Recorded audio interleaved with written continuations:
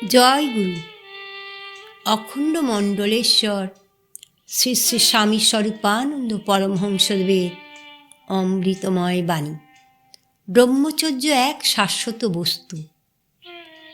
শ্রী শ্রী বামনী বলিলেন, প্রাচীনকালে আশ্রম শব্দের মানে আগ্রা, মঠ, মন্দির বা প্রতিষ্ঠান ছিল না।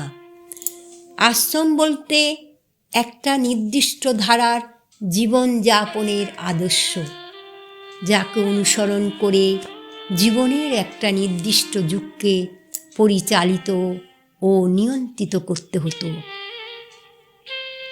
ব্রহ্মচর্য আশ্রম বলতে বুঝতে হবে সেইরূপ প্রণালীবদ্ধ একটি সংগঠন, যার সুনির্দিষ্ট নিয়মাবলীর অধীনে প্রত্যেকের বা অধিকাংশের জীবনকে আনতেই হবে।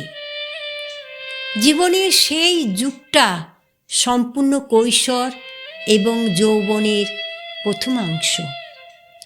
গুরু গৃহে থাকতে হবে, সদাচারী হতে হবে, মিতাহার চাই এবং ইন্দ্রিয় সংযম একান্তই আবশ্যিক।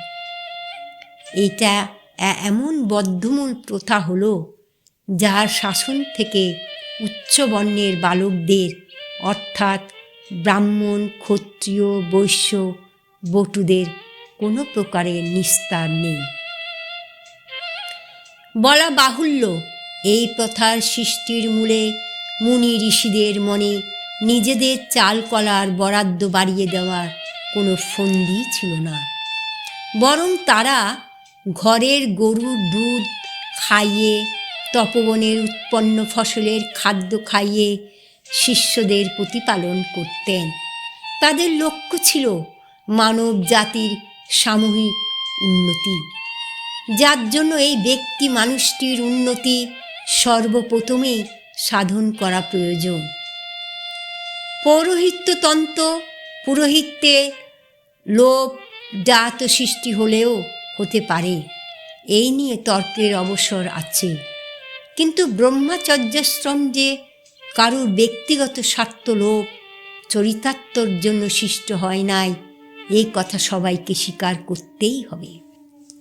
প্রাচীনকালে যে ব্রহ্মচর্যের প্রয়োজন একান্তভাবে অনুভূত হয়েছিল, বর্তমান কালেও তার আবশ্যকতা আছে এবং ভবিষ্যতে চিরকাল থাকবে।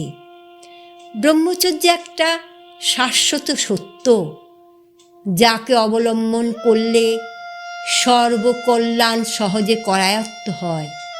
সেই কল্যাণময় পথে আমাদের চলতে হবে। ওম শান্তি।